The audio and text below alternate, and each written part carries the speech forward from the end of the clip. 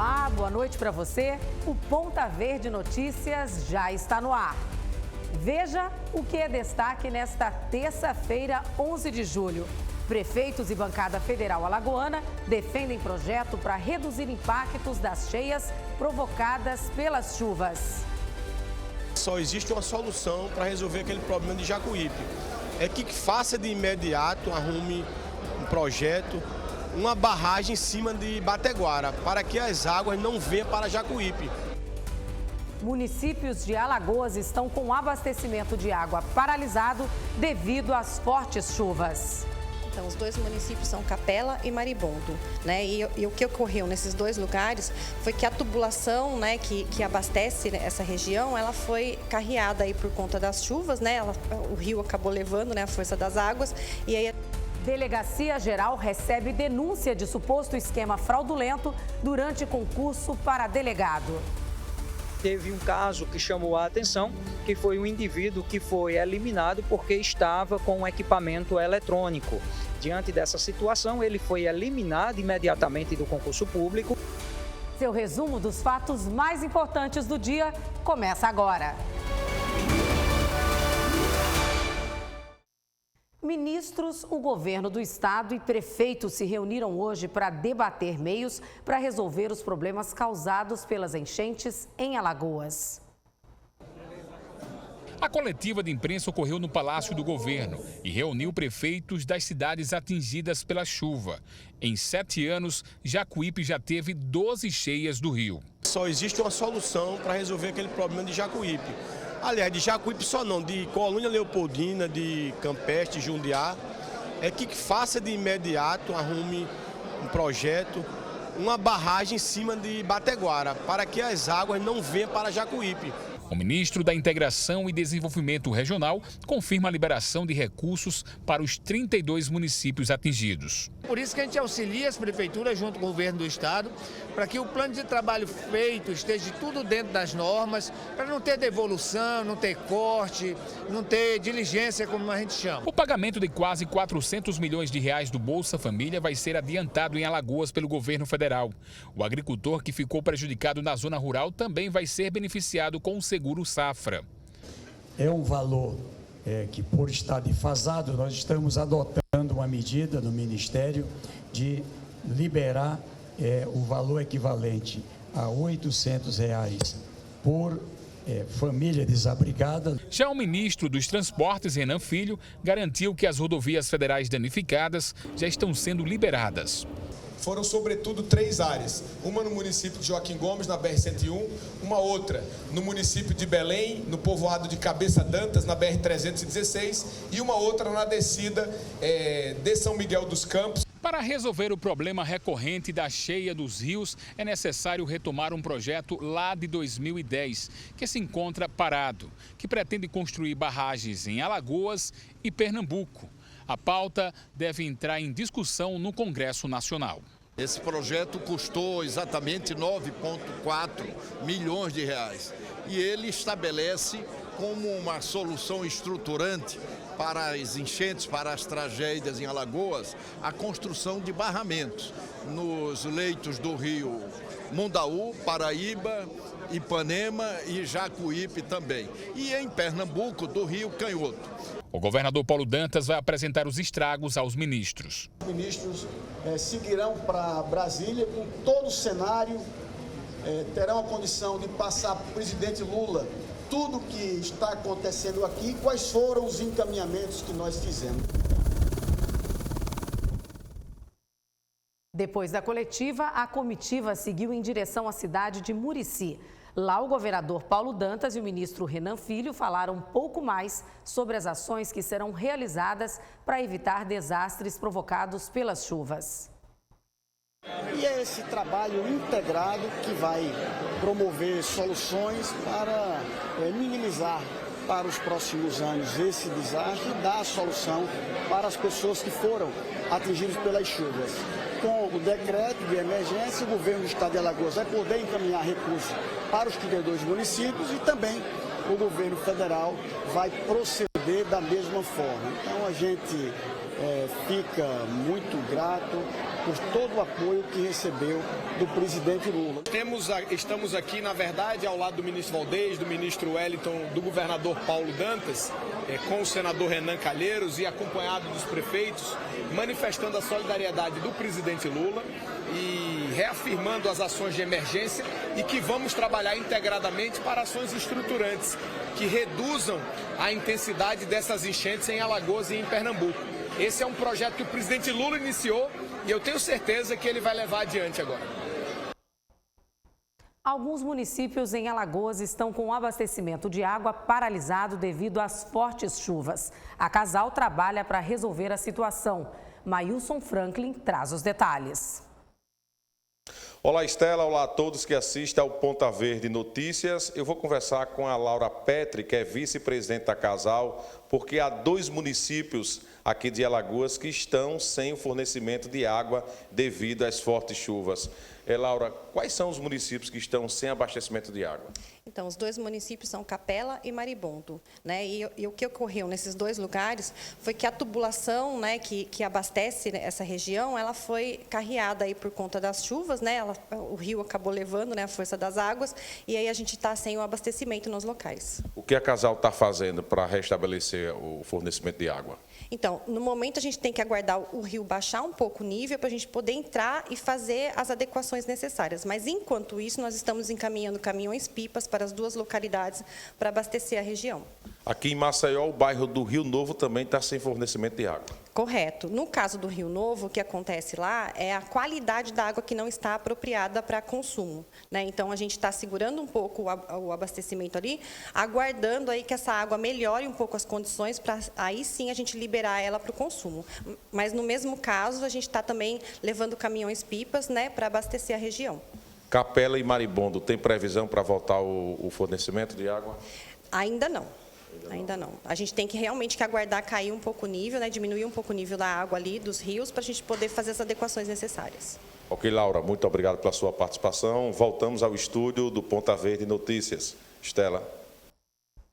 Obrigada, Mailson. Agora você confere como fica a previsão do tempo para amanhã em toda Alagoas, com informações da Semar. Na região agreste, tempo nublado pela manhã e à tarde. Pode chover à noite. A mínima é de 20 e a máxima 29 graus. O sol aparece entre nuvens no sertão e no sertão do São Francisco. Nas 2 regiões, a mínima é de 19 e a máxima de 29 graus. Nas demais regiões, a previsão é de possibilidade de chuva pela manhã e à noite, com tempo nublado à tarde. Na Zona da Mata e no Baixo São Francisco, a mínima é de 22 e a máxima 27 graus. No litoral, os termômetros variam entre 22 e 28 graus. E em Maceió, a mínima é de 21 e a máxima 28 graus.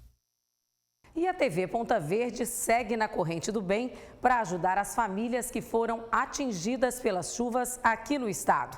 E você pode participar doando alimentos e agasalhos que vão levar conforto e esperança para quem perdeu tudo. Você pode deixar sua doação aqui na TV Ponta Verde, que fica na Rua Coronel Paranhos, número 305, na principal do Jacintinho. Unidos somos fortes e juntos podemos ajudar essas famílias a reestruturarem suas vidas. Não deixe de participar. Morreu na noite da última segunda o ex-prefeito da Barra de Santo Antônio e de Porto de Pedras, Rogério Farias, aos 67 anos. Ele estava hospitalizado em São Paulo e não resistiu a complicações do diabetes. Rogério era irmão de PC Farias e deixa 3 filhos. Em nota, a Prefeitura da Barra de Santo Antônio lamentou a morte do ex-prefeito e decretou luto de 1 dia na cidade. A Delegacia Geral recebeu denúncia de esquema fraudulento durante concurso para delegado da Polícia Civil de Alagoas. Marcelo Moreno tem mais detalhes. Pois é, Estela, a Polícia Civil de Alagoas averigua as informações recebidas pela Delegacia Geral sobre essas supostas fraudes no concurso para delegado de polícia aqui do estado. O delegado Igor Diego comentou a respeito das investigações que estão sendo feitas a respeito desse assunto. E lá teve um caso que chamou a atenção, que foi um indivíduo que foi eliminado porque estava com um equipamento eletrônico. Diante dessa situação, ele foi eliminado imediatamente do concurso público. Esse equipamento eletrônico foi apreendido pelos policiais que estavam no local.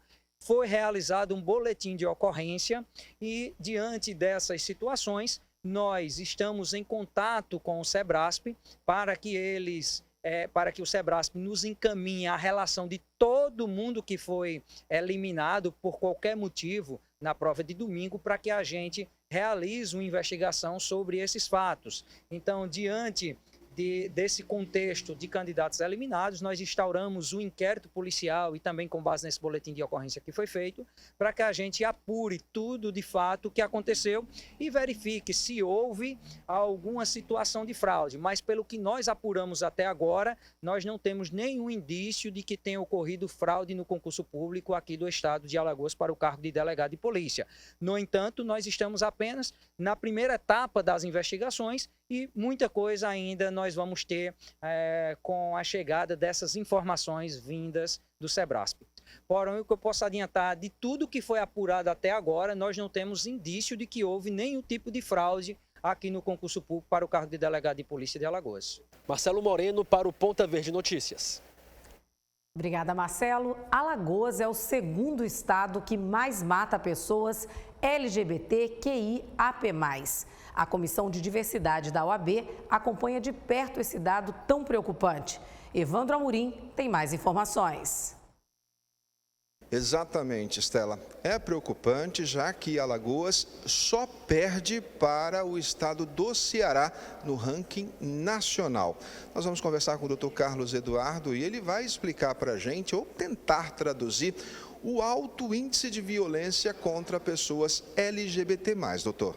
É verdade, é lamentável, esses dados só crescem. Essa semana tivemos 2 mortes, a da mulher trans, Graziele, que faleceu aos 38 anos, e isso é muito preocupante porque a estatística das vítimas de transfobia, das vítimas de ódio das mulheres trans, não chega aos 40 anos. E a expectativa do brasileiro é quase 80, ou seja, a mulher trans não consegue chegar à metade da expectativa de vida do brasileiro.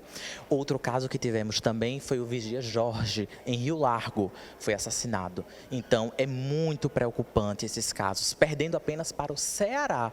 Ano passado, ficamos em segundo lugar como o local mais violento para a população LGBTQIA+. Política pública, o que pode e deve ser feito? A OAB, enquanto instituição, tem a Comissão da Diversidade Sexual e Gênero. Então, a OAB está de portas abertas para fiscalizar e solucionar esses casos. Então, procurem aqui a OAB. E outra coisa, precisamos que os gestores apliquem políticas públicas para acabar com esses crimes. Muito obrigado, doutor, pelas informações. Estela, nós voltamos ao estúdio com você.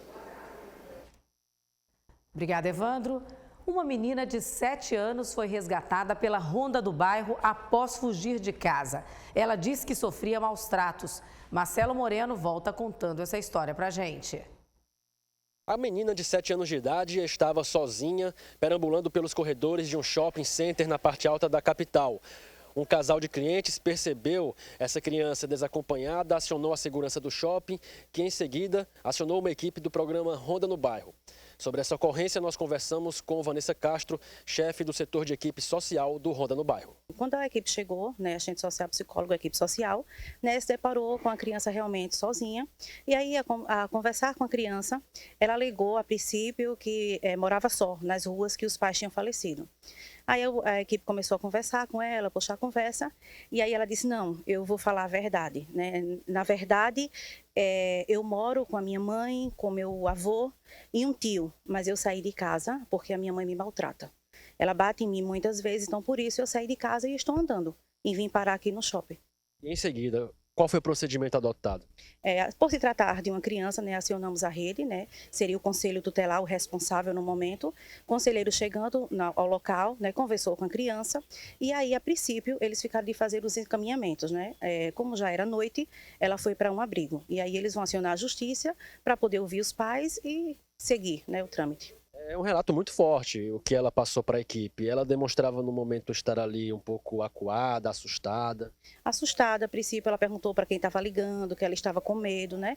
Mas ela disse que como a mãe bate muito, maltrata, ela decidiu sair pelas ruas. Ela no momento também disse que a mãe era usuária, né, de drogas, então por isso a mãe batia muito nela, né? E a gente faz só essa primeira escuta, né? E aciona a rede para que seja feito todo o encaminhamento, né? Marcelo Moreno para o Ponta Verde Notícias. Obrigada, Marcelo. Foi realizado hoje, aqui em Maceió, um encontro estadual em defesa dos direitos de crianças e adolescentes, evento que celebrou os 33 anos do ECA. O Encontro Estadual em Defesa dos Direitos da Criança e do Adolescente reuniu autoridades, representantes de conselhos, instituições e órgãos ligados à causa. O evento foi organizado pelo Ministério Público de Alagoas em parceria com o Poder Judiciário. Isso bem demonstra, o comprometimento do MP com essa causa tão nobre, e prioritária do Estado no que se refere à proteção dos direitos da criança e do adolescente. Os 33 anos da promulgação do Estatuto da Criança e do Adolescente foi o tema central do encontro. Os participantes debateram avanços e desafios para aprimorar o cumprimento do dispositivo. Houve uma melhoria ainda um pouco acanhada, mas ainda tem uma grande deficiência na área das escolas, na área da educação. A questão da cobertura vacinal, da questão dos exames. Houve grandes avanços na área da criança que naquela época a gente não tinha. O outro, o adulto, a mãe, a avó, a tia, acompanhar o seu filho, o seu neto, dentro dos hospitais, que a gente não tinha esse direito. Para o presidente do Movimento Internacional de Adolescentes e Juventude, é necessária a integração entre todos os agentes voltados à causa para a real garantia dos direitos. Nós temos um sistema que garante o direito da criança e do adolescente, que garante os direitos da criança, mas nós ainda precisamos debater muito, conversar muito, nós precisamos garantir de fato a inclusão de crianças e adolescentes para que eles digam o que está de errado e o que está certo dentro da nossa sociedade. Agora veja este recado da Nacional G3.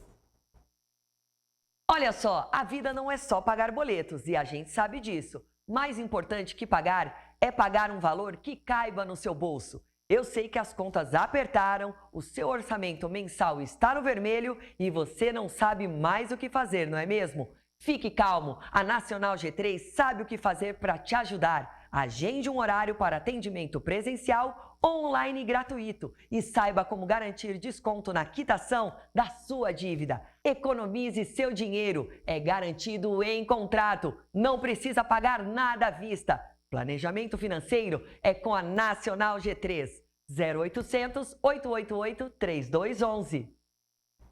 Viu aí? A parcela do veículo atrasou, o cartão estourou, a Nacional G3 resolve para você. Saia do sufoco e negocie suas dívidas. Siga a Nacional G3 nas redes sociais. Planejamento financeiro é com a Nacional G3. Ligue 0800 888 3211. As articulações para a reforma ministerial já começaram. Existe a possibilidade de mudanças em pelo menos 3 ministérios. De Brasília, nossa correspondente Fernanda Martinelli tem mais informações. Boa noite, Fernanda. Oi, Estela, boa noite a você, boa noite a todos. Pois é, essa reforma ministerial pode ser anunciada já nos próximos dias e já teria ministérios prontos para serem modificados. O primeiro é o Ministério do Turismo, que já estaria em negociação há algumas semanas. Com a saída da ministra Daniela de Vaguinho, ou Daniela Carneiro, quem assumiria seria o deputado federal Celso Sabino, que também já é um nome que vem sendo cotado. Outros 2 ministérios também sofreriam alterações. Ministério do Desenvolvimento Social, onde sairia o atual ministro, o Wellington Dias, do Piauí, que é senador eleito, e entraria o deputado federal André Fufuca, do Maranhão. Em relação ao Ministério dos Esportes, também teria alteração. Sairia a atual ministra Ana Moser e quem assumiria seria Silvio Costa Filho, de Pernambuco. Essas alterações seriam justamente para atender parlamentares do Centrão e afinar a relação entre o presidente Lula e o presidente da Câmara, Arthur Lira. Também está prevista uma mudança à frente da Caixa Econômica Federal. Sairia a atual presidente, Rita Serrano, e quem entraria seria Gilberto Occhi. E agora ele retornaria não para atender somente o Centrão, mas também por causa de uma insatisfação do presidente Lula com a atual presidente da Caixa, Rita Serrano, que não estaria atendendo às expectativas do Palácio do Planalto. E a expectativa é de que essas mudanças já sejam anunciadas nas primeiras semanas de agosto. Volto com você, Estela. Obrigada, Fernanda. Falando direto de Brasília. O PVN fica por aqui. Gratidão pela sua companhia. Tenha uma ótima noite e até amanhã. Vem aí o SBT Brasil. Tchau, tchau.